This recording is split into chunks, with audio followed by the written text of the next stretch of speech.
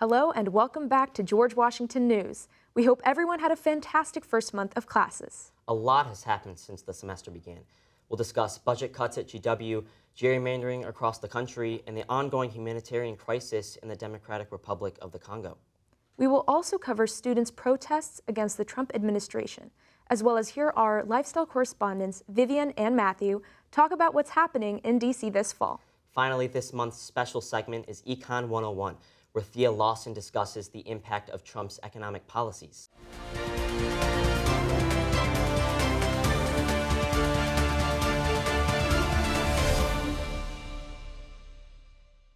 Welcome back to the show. I'm Avanti Patwardhan. And I'm Brady Wilson. Earlier this week, President Trump spent nearly an hour delivering his address to the 80th session of the United Nations General Assembly, faulting the UN and other countries for their immigration policies, greenhouse initiatives, and ongoing international conflicts. The president also listed several personal grievances, including a broken escalator and teleprompter, while also taking credit for several foreign policy successes. Later that day, after meeting with Ukrainian President Volodymyr Zelensky, the president announced on Truth Social that Ukraine, with the support of the EU, quote, is in the position to fight and win all of Ukraine back in its original form, end quote, shifting his opinion in the ongoing war between Ukraine and Russia. Students around the country have taken to the streets to protest the Trump administration's various new policies. Let's hear how it's affecting the D.C. neighborhoods. Anna Risoli has the story. College students across D.C. staged a school walkout to protest the Trump administration and the federal takeover.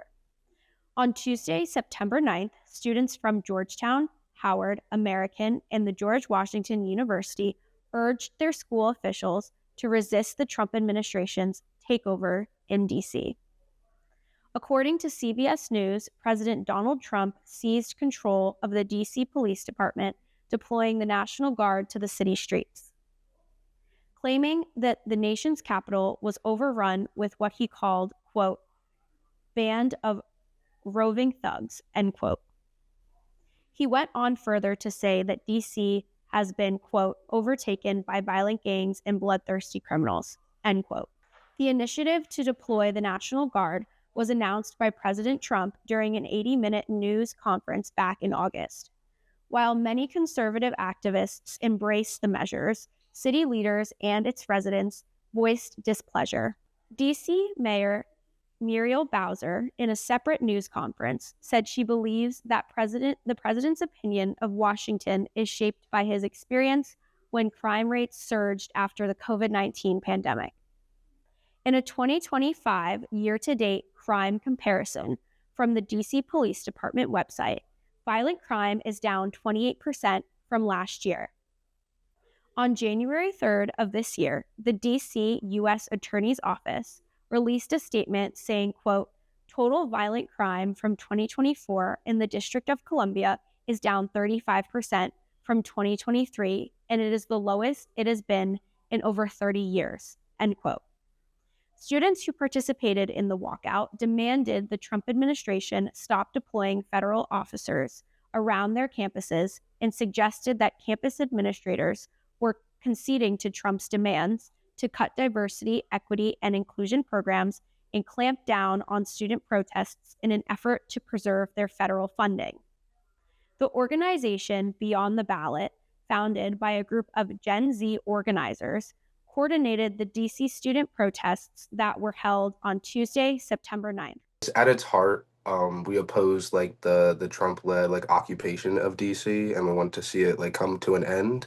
And I think a school walkout was the most feasible course of action because students have historically been at the front lines of every major advancement that's impacted modern day people. Just to unify all the students who do believe in this and are sick of seeing the National Guard walking around with their guns, just trying to walk to class, or the DEA or ICE and pretty much all of the law enforcement that really don't need to be here. For GWN, I'm Anna Risoli. Thanks, Anna. A statue depicting Donald Trump and sex offender Jeffrey Epstein was removed from the National Mall one day after it was placed there. The statue showed the two holding hands along with a plaque that read, quote, best friends forever, end quote, as well as selected lines from an explicit birthday letter Trump allegedly wrote Epstein. The National Park Police said in a statement that the statue was removed due to non-compliance with the permit. The artists behind the statue remain anonymous. Intense gerrymandering efforts are currently underway across the country as major states such as Texas and California attempt to redraw their borders ahead of the 2026 midterms. Preston Summit has the story. The word gerrymandering has become almost a symbol of the polarized climate that we live in today. As the 2026 midterms approach, Republicans and Democrats alike are poring over their congressional maps to gain as many seats as possible and try to take the House of Representatives. Traditionally, states redistrict after the U.S. Census, which happens every 10 years. States redraw congressional district boundaries in order to account for shifting populations between district lines. While redistricting in the middle of the decade is neither illegal nor particularly uncommon, the practice has recently become especially polarized as the majority political party in one state attempts to seize more seats from the minority party. This is called gerrymandering, and despite the intense controversy surrounding the practice, it is usually legal, with the notable exception of gerrymandering based on race due to the Voting Rights Act of 1965. In July, gerrymandering took the national stage when President Donald Trump asked Texas to redistrict such the Republicans would gain seats in the state. According to the Associated Press, this was likely done to avoid a repeat of the 2018 midterm elections, where Democrats took over the House of Representatives from the Republicans.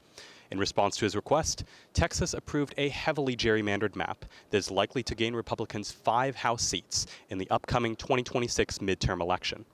While Texas Democrats protested the move by temporarily leaving the state entirely, the measure was passed as soon as they returned. This kicked off a flurry of other redistricting efforts from states across the country. California, in an effort to nullify Texas's Republican seat gain, voted to redraw their maps to allow for 5 more Democratic seats. Can't win by playing by traditional sets of rules. He plays by no rules. I remind you all the time, it's not the rule of law, it's the rule of Don. And we're standing up to that. We're responding to that. They fired the first shot, Texas. We wouldn't be here had Texas not done what they just did.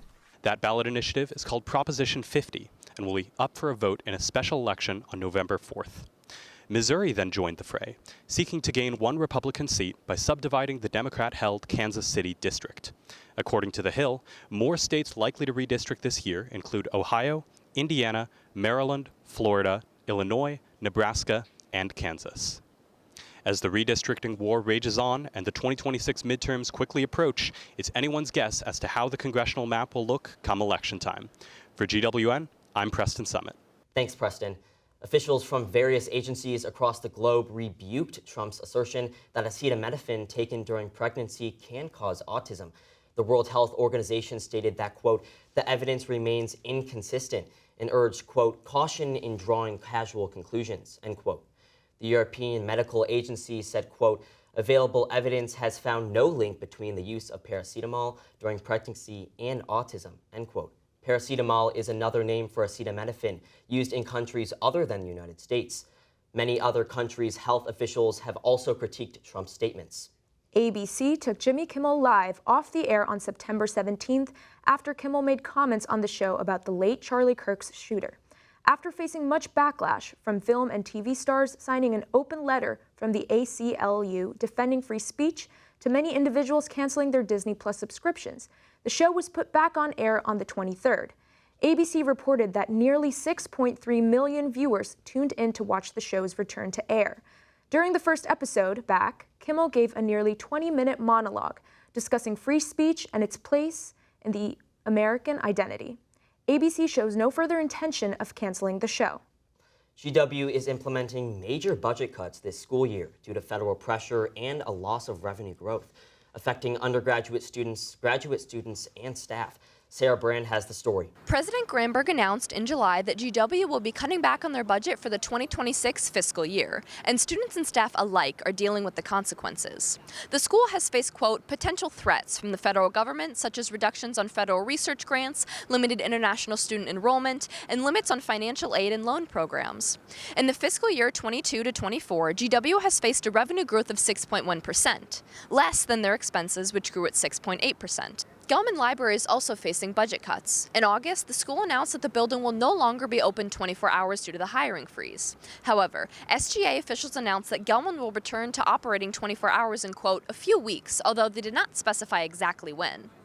We asked students how they felt about the university-wide budget cuts. I would say as someone who tends to study at Gelman past midnight, they've had a big effect. I've had to find other places, whether that be USC or just classroom halls to study. I feel bad for a lot of the freshmen because I feel like when you're a freshman, you don't know many other places to study, so Gelman being closed past midnight, once it closes, you're locked out of options.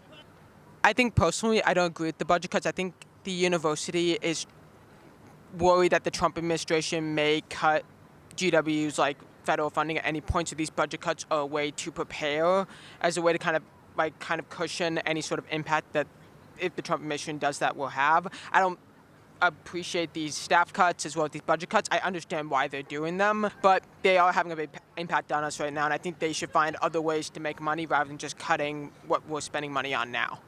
It's just really annoying because if I want to study, I used to pull all-nighters here, and I live off campus now, so realistically I shouldn't pull all-nighters here, but it's nice to know that I still had the option, and now I'm just annoyed about it because, dang, I actually got to plan when I want to leave and all that. And I used to like coming late at night because I don't like paying for textbooks, and I know Gelman has a lot of them, at least older versions of it, so I would just come late at night and get them off the shelves. Because during the day, they usually aren't on the shelves, but by evening they tend to be restocked, so it was nice, and now it's harder to get access to that. It's really frustrating, and honestly, I get budget cuts and maximizing profit and all that, but hey, you're a college. Everyone knows that you have a 24/7 library. Please keep it open 24/7. Please. The University Law School is also dealing with the repercussions of the budget cuts. The Student Bar Association Senate voted to allocate $151,000 to the executive government and law school organizations, making it the lowest budget in the last 5 years. Last time the university faced budget cuts this severe was during the COVID-19 pandemic, when they laid off 339 staff members and froze all employee salaries.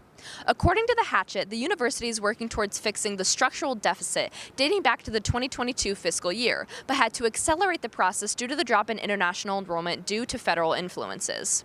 With GWTV, I'm Sarah Brand. Thanks, Sarah. After the break, more headlines, an update on the fall weather, and some fantastic tips on what to do in DC from our lifestyle correspondents. Stay tuned.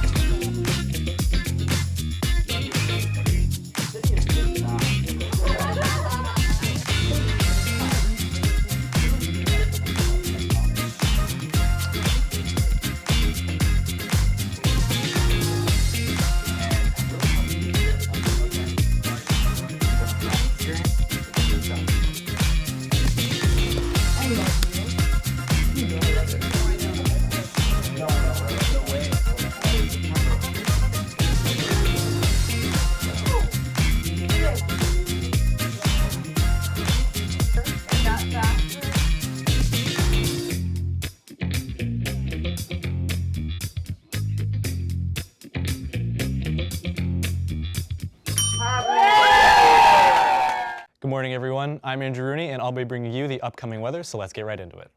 We'll be starting this week off with cloudy skies and temperatures in the mid to high 70s. Then as we get into October, we'll start seeing a little more sun and temperatures will be going down to the high 60s.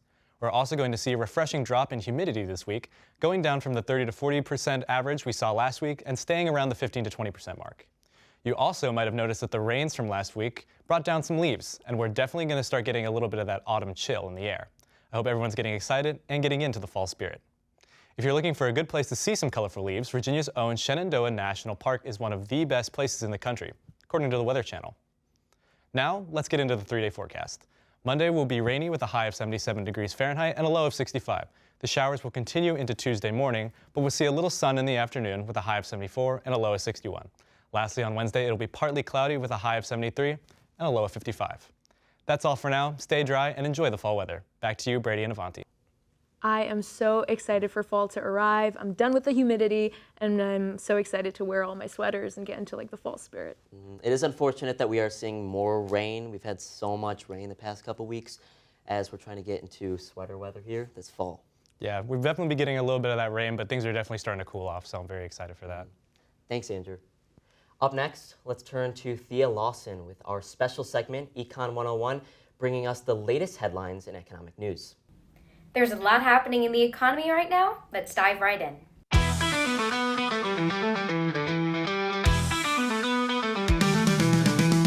The Federal Reserve cut interest rates on September 17th for the first time this year. The quarter percentage point cut is intended to shore up the job market amidst recent reports showing a softening labor market.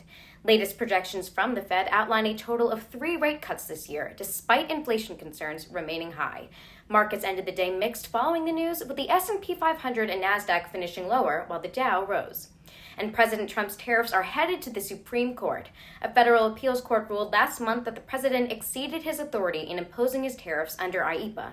The Supreme Court agreed to the Trump administration's appeal on September 9th, and oral arguments for the case are set for the first week of November. If the justices side with the lower court, tariff refunds could amount to as much as $1 trillion. And our stock to watch for this month is Intel, which surged on September 18th following the announcement that NVIDIA plans to invest $5 billion in the company, posting its best day in nearly 38 years. With Econ 101, I'm Thea Lawson, GWN. Thanks, Thea. Earlier this week, the GW Hatchet reported that the GW's Jewish Voice for Peace chapter disaffiliated from the national organization and rebranded itself as the Anti-Zionist Jewish Student Front. This move comes in the aftermath of the university's sanctioning of the group until the end of the spring 2026 semester, according to the student organization conduct document the university released. According to the Hatchet, GW's chapter is not the only chapter to make this move, as other university chapters across the DMV have announced similar plans on their social media pages. At the United Nations General Assembly in September, China announced that it will attempt to cut its greenhouse gas emissions by 7 to 10% by 2035. This marks the first time that China, the country currently responsible for the most greenhouse gas emissions, has pledged to reduce its output. According to Reuters, China urged the international community to continue reducing their emissions and take stronger stances against climate change. The Democratic Republic of the Congo is currently undergoing a severe humanitarian crisis, leaving millions without adequate food and water. Celestia Chunko has the story. The Democratic Republic of Congo is facing one of the world's most complex and underreported humanitarian crises.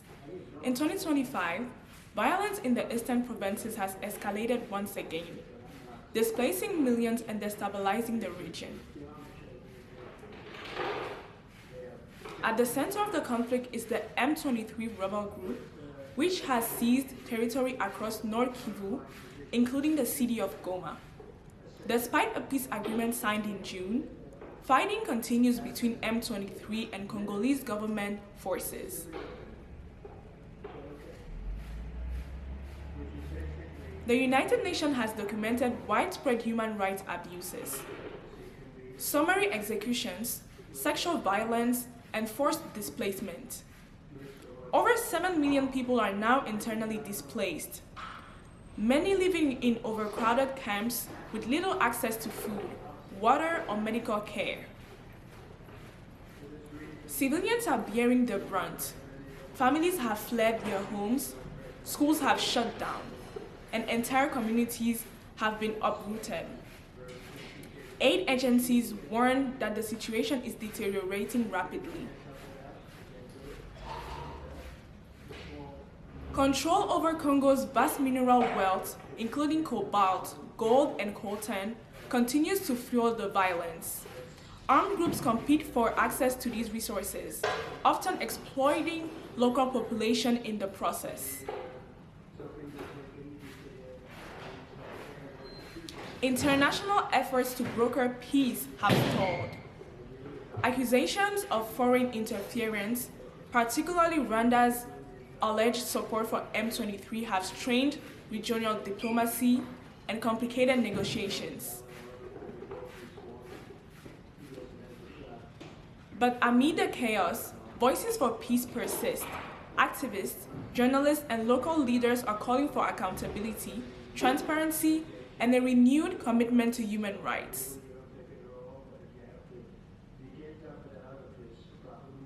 The crisis in Congo is not just a regional issue, it's a global one. As the violence continues, the world must decide whether to look away or stand up for justice. For the millions caught in the crossfire, peace is not a distant hope. It is a daily necessity, and the time to act is now. This is Celestia Chunko with GWN News. Thanks, Celestia. Next up, our lifestyle correspondents Vivian and Matthew are here to break down what's happening in DC this fall and even try some of Trader Joe's new fall items. Take it away, Matthew. Hey guys, my name's Matt. And I'm Vivian. And welcome to our first lifestyle segment of the year. Gosh, we're so excited to explore everything to do here in DC with you. We'll be here showing each of you guys some updates on what's going on around the city. In some autumn news, Cox Farms just started its fall festival with fun for all ages, from hay rides to a corn maze. And coming up in just under a month is the Georgetown Fall Market. Located on Wisconsin Street over the weekend of October 17th, the market stands as a place for shopping, dining, and fun. Stop by for pumpkin painting, balloon twisting, and more. When you eat outside this fall, you may notice some changes. DC's temporary street eatery program, which was created during the COVID-19 pandemic to support local businesses, will end on November 30th. This allowed restaurants to set up curbside dining during a time when people were barred from eating indoors in groups. Big news for all those Trader Joe's fans out there. They just unleashed their fall products with everything from pumpkin gnocchi to leaf-shaped tortilla chips. And we found some of the best fall treats to try on air. All right, let's see what we got. So Vivian has given us some fall leaf corn tortilla chips. Yes, I brought this right from my kitchen, and we have an intact leaf here to show you guys. There's tons of different shapes and colors though. So this is crazy to me because in fall, back where I'm from in California, it's really rare to see these orange leaves. And yet, here we have a dark orange, we have light orange. Let's give them a little try. Vivian, how are they? They're really good. And this is, yeah, as Matt said, this is his first fall. He is from sunny San Diego, so we'll be welcoming. So close, Matt. And then we also have some pumpkin gnocchi. I have tried this. It's really good. I have to recommend. It is absolutely fantastic. And to cap things off, we have a little apple spiced cider. So we're gonna go ahead and give this a try for you guys in some of our beautiful SMPA mugs right here. Yes. We have to represent the school. We do have to represent the school, and we're going to represent Trader Joe's too. Though we are not paid spokespersons, we do have to specify Yes, this is not that. an official endorsement. Cheers. That is phenomenal. Wow, I will say that is actually really, so really good. good. But either way, that's all we have for the Trader Joe's stuff. And guys, I'm sorry, we didn't bring you any mugs. Sorry. Like, I guess you guys just have to sit here and watch us enjoy this really No, good that's cider. okay. I think we're having a lot of fun watching you guys enjoy all of these treats. Yes. How is the cider? Really good. It's so good. I want to warm it up at some point. Honestly, yeah, I feel like it would be better just like either stovetop or microwave. Just get it maybe warm, some right? like, I don't know, some people don't like putting whipped cream on their cider, but sometimes You I put do. whipped cream on your I've never cider? heard of that. And on that terrible disappointment, we'll go ahead and take it back to Brady and Avanti. Do you guys have a favorite treat out of the three? Ooh, these are like really convenient, the fall tortilla chips, but if you have some time to cook, this is good. I will say, I think this with a little brown butter sage sauce is about as good as you can get. So. Do you guys often shop at Trader Joe's? I actually live across the street from Trader Joe's, so I'm there all the time. Back at home, I would shop all the time. It's been hard to find the time here, but I feel like I'm there a good bit. I mean, prices are hard to beat at Trader Joe's. Yeah, For sure. I would say I'm a Trader Joe's connoisseur. I would highly recommend the frozen butternut squash mac and cheese. So good. I have one of them in my freezer in my dorm right now. Highly recommend. All right, we'll do. Appreciate it, man. Well, thank you, Matthew, and thank you, Vivian. This past month, GW has faced a series of flooding incidents across campus. According to the GW Hatchet, a burst valve in the Science and Engineering Hall caused significant flooding that shut down elevators, labs, and hallways, while smaller leaks have been reported in corridors and mechanical rooms. Elsewhere, Most recently, students in Amsterdam Hall were forced to relocate after a triggered sprinkler caused water damage, and Guthridge Hall also faced flooding earlier this month. District House dining also temporarily closed after a sprinkler activation. Despite the setbacks, campus crews have been quick to respond to the incidents. The family of one of the D.C. plane crash victims has sued the Federal Aviation Administration, the Army, and American Airlines. The crash, which occurred in January when a jet plane collided with a Black Hawk helicopter over the Potomac River, was the deadliest U.S. plane crash since 2001. The lawsuit says that the parties involved, quote, utterly failed in their responsibilities to the traveling public, unquote, by not recognizing that the area was dangerous. According to the Associated Press, other families of those involved in the crash will likely join the lawsuit. That's all we have for you this episode. For GWN, I'm Avanti Patwardhan. And I'm Brady Wilson. Thank you all for watching.